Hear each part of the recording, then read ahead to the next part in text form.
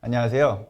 전자신문이 주최하고 인젠트가 후원하는 전자신문 CIO 세미나를 시작하겠습니다. 저는 오늘 사회를 맡은 인젠트 전략기획팀 남재욱 이사입니다. 반갑습니다. 여전히 여건이 좋지는 않지만 모두가 2021년 신축년 한 해를 힘차게 시작했습니다. 관련해서 작년 초에는 데이터 3법이 개정이 되었는데요. 관련 업계에서는 긴박하게 준비가 진행 중에 있는데요. 특히나 내일 27일에는요. 금융위원회 정례회의에서 기존 마이데이터 사업 허가를 획득한 28개 기업을 대상으로 본허가 심사가 진행이 될 예정에 있습니다. 뿐만 아니라 2월 5일에는요. 마이데이터 서비스를 본격적으로 서비스를 받아보실 수 있으시게 되는데요. 그렇기 때문에 금융당국에서는 마이데이터 가이드라인 그리고 마이데이터를 위한 오픈 API 규격을 공개하고 있습니다. 그렇기 때문에 데이터는요 4차 산업혁명의 쌀 그리고 미래의 석유로도 비유가 되고는 하는데요. 이렇게 중요하기 때문에 각 업계와 금융당국에서는 이렇게 활발하게 준비가 진행이 되는 것 같습니다. 그에 따라서 이번 세미나에서는요, 국내외 마이데이터 정책 도입 현황에 대해서 즉각적으로 조망을 하고요. 마이데이터 비즈니스를 위해 필요한 오픈 API 플랫폼 구축 전략에 대해서 공유할 예정입니다. 또한 공공기관 및 금융기관의 실제 도입 사례를 짚어볼 텐데요. 많은 도움이 되시길 바라며 지금부터 시작하도록 하겠습니다.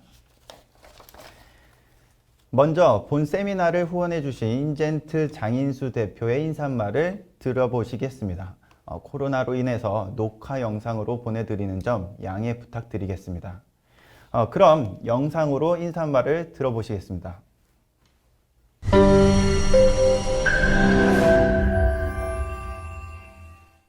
안녕하십니까. 데이터 경제의 시작 인젠트의 마이데이터 비즈니스 성공 전략 세미나를 참석해 주신 여러분 반갑습니다.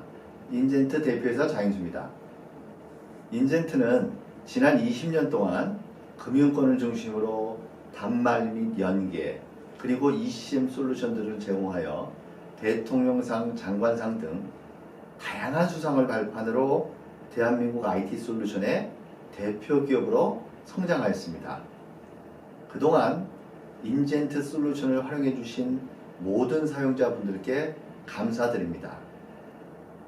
전 세계적으로 데이터 경제로의 이행 과정에서 주요 부분 정보 주체인 개인의 동의에 따라 기업이 보유한 개인정보를 제3자에게 전송, 활용하는 마이데이터의 법적 근거를 정비하고 있습니다. 더불어 금융산업 내 소비자의 금융정보 활용성 제고를 위하여 API 방식으로 다양한 금융정보를 개방, 활용할 수 있는 토대를 마련 중입니다. 특히 국내는 지난해 개인정보와 관련된 빅데이터를 기업에서 활용할 수 있도록 규제를 완화한 데이터 3법 개정안이 드디어 국회 본회의를 통과했는데요. 이로 인해 개인 신용정보를 모아 맞춤형 금융상품을 추천해주고 자산을 관리해주는 마이데이터 사업이 본격 시행을 앞두고 있습니다. 즉, 데이터가 모든 산업의 발전과 새로운 가치 창출의 촉매 역할을 하는 데이터 경제로 패러다임이 전환 중입니다. 이러한 큰 변화를 가져올 마이데이터 사업의 경쟁 우위를 선점하기 위해 금융업계의 발빠른 전략이 요구되고 있습니다.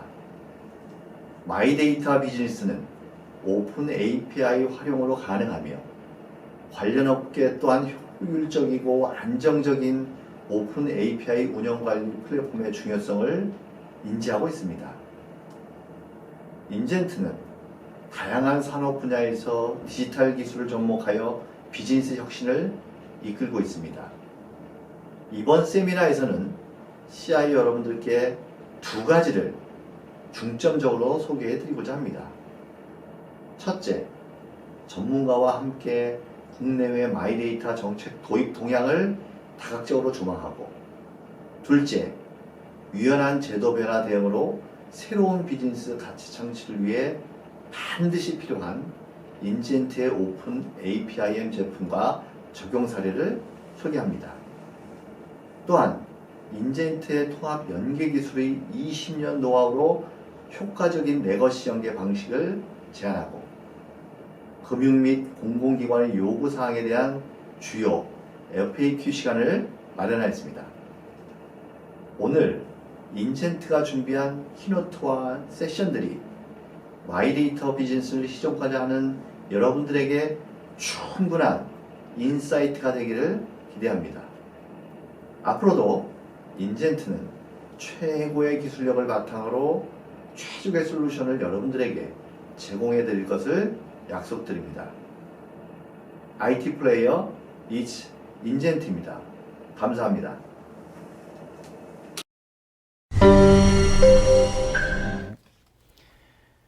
예, 장인수 대표님의 인사말을 영상으로 만나보셨습니다. 인젠트 마이데이터 사업에 대한 계획과 포부를 전달을 해 주셨는데요. 인젠트는 여러분들의 데이터 비즈니스 파트너로서의 역할을 올해에도 수행하고자 합니다. 이제 본격적인 세미나를 진행할 텐데요. 첫 번째 세션에서는 정부 뉴딜 정책의 성공을 위한 마이데이터 정의 및 활성화 전략을 주제로 넥스코어 테크놀로지의 김재헌 대표님께서 발표해 주시겠습니다. 김재헌 대표님께서는 인공지능 기반의 빅데이터 플랫폼을 활용한 스마트 시티, 스마트 팩토리, 스마트 에어포트 분야에서 컨설팅 및 시스템 개발을 진행을 해 오셨습니다. 대표님 안녕하세요. 예, 안녕하세요. 안녕하세요. 네. 이렇게 자리를 빛내주셔서 감사합니다. 예, 감사합니다. 요즘 마이데이터에 대한 관심이 부쩍 증가하고 있는데요. 이번 세션으로부터 대표님께서 이 궁금증을 해결해 주실 것으로 기대가 됩니다. 준비되셨으면 발표 부탁드리겠습니다. 예, 알겠습니다. 안녕하십니까. VR에듀와 넥스코 테크놀로지의 대표를 맡고 있는 김재헌입니다. 앞서 인젠트의 CIO 세미나에 불러주신 남재우 기사님, 그 다음에 박병규 기사님, 그 다음에 전자신문에 감사의 말씀 올립니다. 제가 인젠트에 근무했었던 게 벌써 6년 전이고요. 일본에서 한 15년 동안 사업을 진행해 오다가 한국에 들어와가지고 제일 처음에 IT 쪽 업계에 복귀를 한 게 인젠트였습니다. 근데 이제 6년이 지나서 이런 또 중요한 행사에 이렇게 귀중한 자리를 마련해 주셔서 다시 한번 감사의 말씀 드립니다. 오늘 제가 말씀드릴 내용은요, 정부 뉴딜 정책의 성공을 위한 마이데이터 정의, 그리고 이제 활성화 전략입니다. 마이데이터, 사실 이제 제가 약 5년 동안 현재 정부 공공사업이라든지 그 다음에 민간 쪽에 관련해서 데이터 기반의 사업들을 많이 진행해 왔습니다. 이 데이터, 마이데이터는 어찌 보면은 이러한 이제 데이터들을 내 것을 가지고 내가 남한테 주든지 아니면 남이 만들어 놓은 데이터를 가지고 활용을 할 수 있게끔 하는 게 기본적인 그 마이데이터라는 정의라고 저는 생각을 하고 있고요.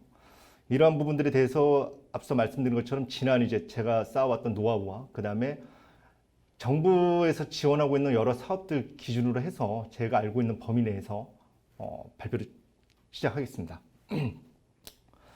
일단 21년도 한국판 뉴딜 재정 투자 및 제도 개선이라는 계획이 인터넷상에서 공개가 되어 있습니다. 보시면은 DNA, 데이터, 네트워크, AI 관련해서 경제 구조의 어떤 고도화를 이루자라는 게 첫 이제 구분으로 되어 있고요. 다음 코로나라는 어떤 팬데믹 때문에 이런 부분들이 이제 많이 증가가 되었죠. 정부 기관, 그 다음에 일반적인 기업들, 그 다음에 학교 등등에서 현재 비대면 기반의 여러 가지 시스템들, 그 다음에 서비스가 계속 증가가 되어 있고 이러한 기반을 확충하자라는 게 이러한 뉴딜 정책의 한 그 꼭지로 있습니다. 다음 이제 SOC 디지털화 관련해서 보시는 바와 같이 5G라든지 그 다음에 AI라든지 이런 부분들을 좀 더 사회적 가치라든지 여러 부분에서 같이 한번 이제 디지털화를 하자라는 게 그 기조에 되어 있고요. 보시면 아시겠지만 20년도에는 실제로 이제 정부 지원이라든지 국비가 2.4조 원, 그 다음에 올해 같은 경우는 7.6조 원, 약 3배가량 증가가 되었고요. 2025년까지 대략 44조 원, 약 45조 원 정도 현재 예상을 하고 있습니다.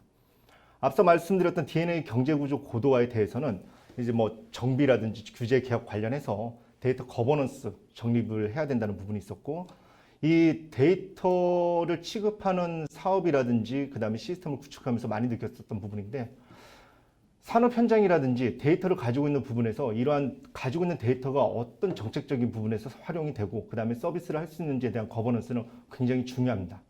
이러한 데이터 거버넌스를 정립하는 부분이 DNA 경제구조 고도화에 잡혀 있고, 이러한 거버넌스로 정립되어 있는 데이터를 기반으로 해서 데이터 기본법이라든지 그다음에 산업 디지털 전환법 등등의 제정 등이 현재 준비가 되어 있습니다. 비대면 같은 경우는 아까 말씀드린 것처럼 산업 현장도 그렇고 교육 현장도 그렇고 원격으로 실제로 교육을 받고 회의를 한다든지 여러 가지 이제 그런 기본법들이 이제 제정이 이루어질 거고요.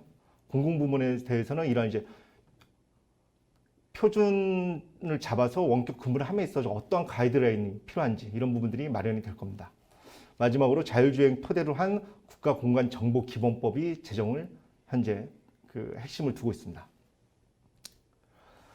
즉, 그 데이터 구축이라든지 데이터 개방, 그 다음에 데이터 활용하는 부분이 한 꼭지를 잡고 있고요. 다음, 자율주행, 그 다음에 콘텐츠 등의 5G와 AI를 융합한 서비스와 시스템, 그 다음에 인프라 등이 현재 올해 이루어질 정부 뉴딜 정책의 한 핵심이라고 보고 있습니다. 다음, 지능형 정부 구축.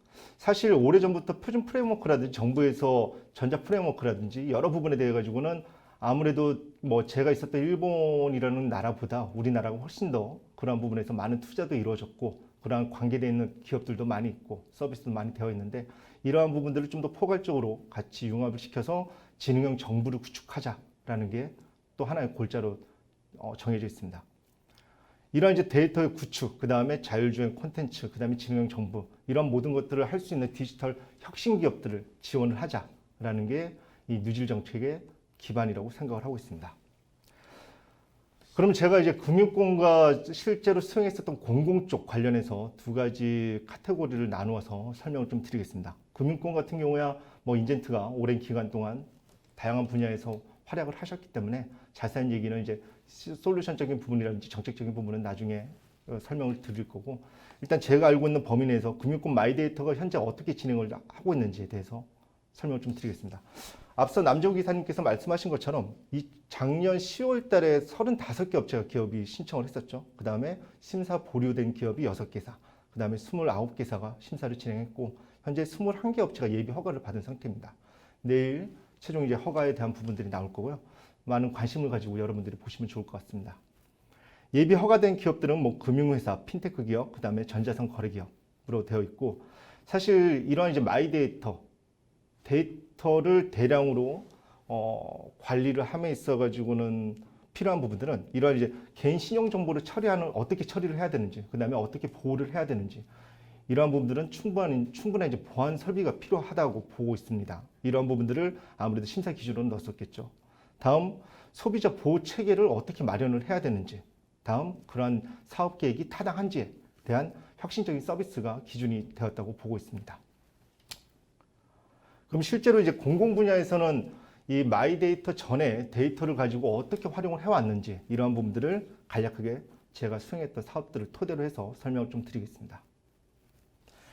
일단 데이터는 내부와 외부의 데이터로 구분을 짓는다고 보고 있습니다. 뭐 좀 더 구체적으로 세분화시키면 다양한 데이터를 취합할 수 있는 부분들이 많이 있다고 보여지는데, 저는 일단 내부와 외부로 나눠졌고요. 이러한 내부 데이터를 통해 가지고는 그 현재 현황을 먼저 파악을 해야 되는 거고, 이런 파악되어 있는 그 데이터를 토대로 해서 향후 어떤 서비스를 할 건지 아니면 어떤 시스템이 필요한지에 대한 예측이 필요할 거고, 그 다음에 그러한 부분들을 추천할 수 있는 서비스가 구현이 되어져야 된다고 보고 있습니다.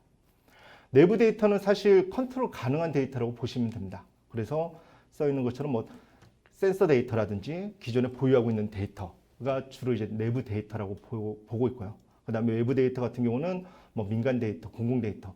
근데 이 부분들이 항상 사업을 진행하면서 어려웠던 점입니다. 민간 데이터 같은 경우는 지금 마이데이터도 어찌 보면 향후 그러한 전개 방향이 좀 고려를 해야 될 것 같은데요.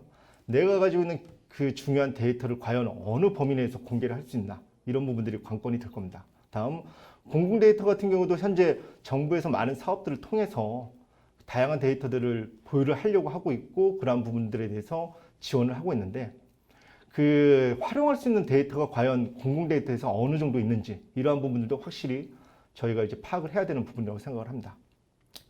그럼 이제 과연 데이터를 가지고 분석을 함에 있어서 어떤 프로세스로 움직여지느냐? 첫째로 이제 지금 보시는 바와 같이 기획부터 자동화까지 나눠져 있는데요. 일단 알고리즘 개발자와 분석가가 필요하다고 보고 있습니다. 물론 이제 알고리즘 개발자 이외에 실제로 그 데이터를 분석함에 있어 가지고는 돌릴 수 있는 플랫폼이라든지 솔루션, 이런 부분들의 개발자도 필요하지만, 일단 저는 분석 쪽에 포커싱을 맞춰서 말씀을 드리면은, 제일 처음에 기획 단계에서는 일단 어떠한 데이터를 분석을 하고 그걸 서비스할 수 있는지에 대한 영역을 정의를 해야 됩니다. 이 영역은 아무래도 그 산업 도메인에 맞게끔 영역은 이미 정해져 있고요. 근데 사실 이러한 기술들이 융복합을 하게 되면서 기존에 가지고 있었던 산업 도메인뿐만이 아니고 향후 다른 산업 도메인과 같이 협업을 통해 가지고는 해야 되는 부분들도 이러한 부분에서 기획 단계에서 이루어져야 된다고 보고 있습니다. 그 다음에 분석 요소를 어떻게 도출해야 되는지에 대한 정의도 필요할 거고요. 그 다음에 이러한 프로세스를 어떻게 기획해야 되는지에 대한 부분도 필요하다고 보고 있습니다.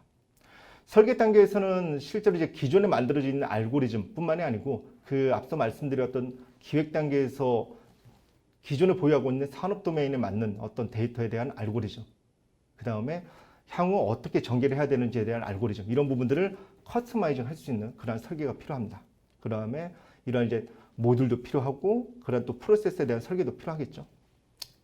개발은 이제 가장 중요한 단계죠. 일단 앞서 말씀드렸던 기획과 설계가 끝난 다음에 그 데이터를 가지고 그 데이터의 분석이 필요한 알고리즘을 어떻게 개발해야 되는지에 대한 구현이 필요하고요. 그 다음에 모듈과 당연히 또 프로세스가 필요합니다.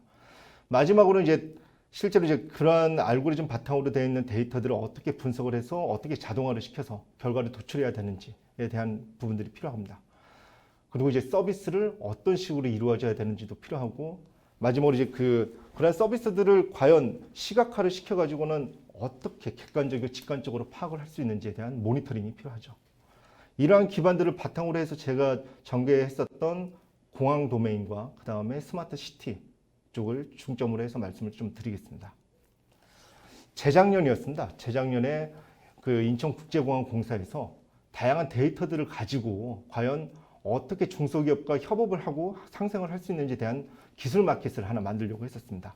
그래서 첫 번째, 항공기술에 대한 어떤 정보라든지 이런 부분들을, 뭐 이 정보는 데이터죠. 이러한 부분들을 통합해서 같이 협업을 할 수 있는 채널이 필요했었고요. 그 다음에 이러한 기술을 가지고 있는 중소기업들이 어떻게 지원을 해야 되는지에 대한 부분이 필요했습니다. 다음, 항공 분야의 신기술. 항공 분야라든지 앞서 말씀드렸던 뭐 그 전력이라든지 항공이라든지 철도라든지 이런 분야에서는 기존의 기술뿐만이 아니고 4차 산업혁명에 필요한 어떤 그런 기술들을 어떻게 융합을 해야 되는지에 대해서도 항상 고민을 하고 있었습니다. 이러한 융합해서 실제로 기술 마켓에서 어떻게 중소기업과 협업을 해야 되는지에 대한 부분들이 이 요소에 포함이 되어 있었고요. 최종적으로는 이러한 기술들이 스무즈하게 유통이 되고 활성화를 할 수 있는 방안들을 모색을 했었습니다.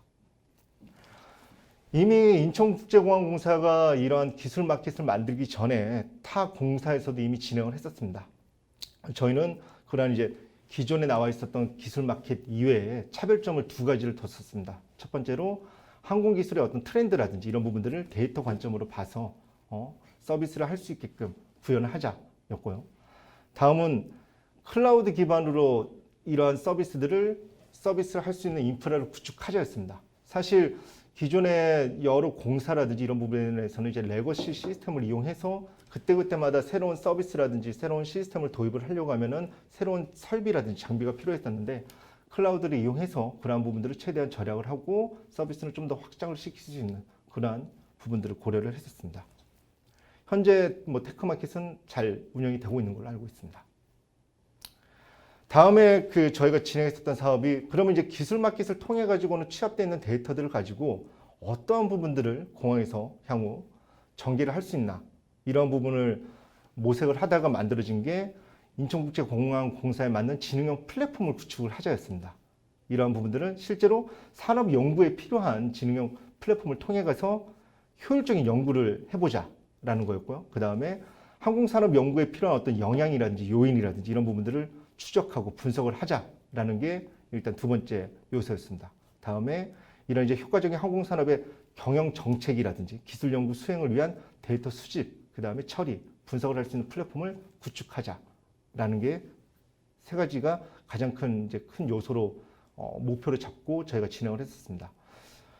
실제로 알고리즘 구축은 서울대와 같이 공동으로 연구 개발을 했었고요. 저희는 그 서울대가 만들어 놓은 알고리즘 바탕으로 해서 실제로 플랫폼을 원활하게 운영이 될 수 있게끔 그 플랫폼 구축에 좀 더 힘을 실었습니다.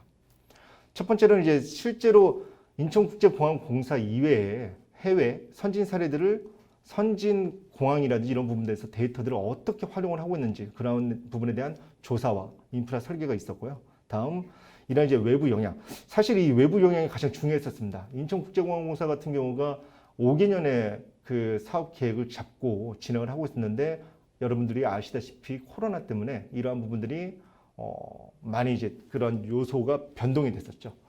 항공산업은 실제로 BHS라고 해서 수화물, 그 다음에 여객, 그 다음에 운항 이 세 가지 요소가 가장 큰 조건입니다.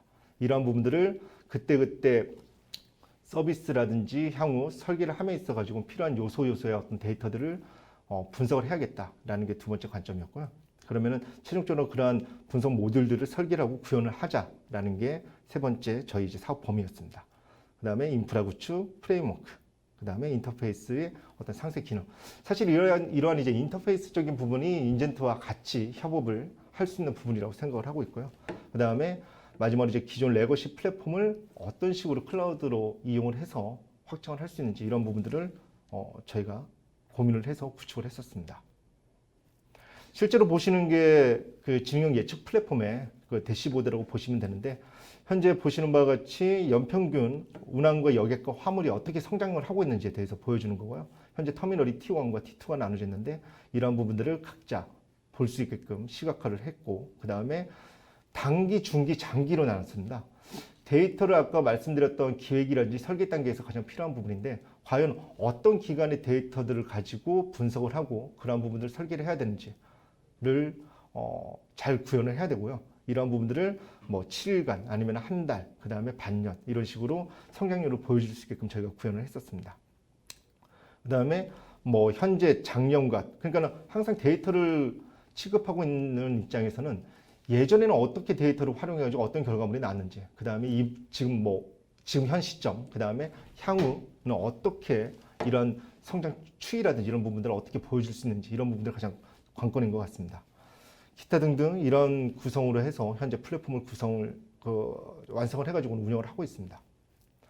다음은 이제 스마트 시티입니다. 스마트 시티 같은 경우는 이제 국토부에서 정부 지원을 통해 가지고 진행을 했었고요.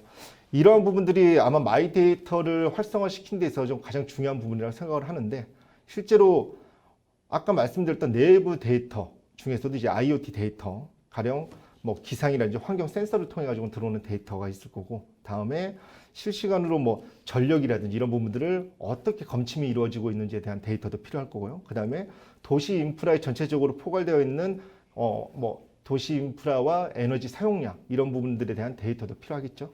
다음 건물에서 현재 건물을 관리하고 있는 그런 부분에 대해서 에너지를 어떻게 관리를 하고 있고 그런 부분들을 지속적으로 데이터를 받아서 플랫폼상에서 운영을 할 수 있는 게 스마트 시티 플랫폼의 가장 핵심이었습니다.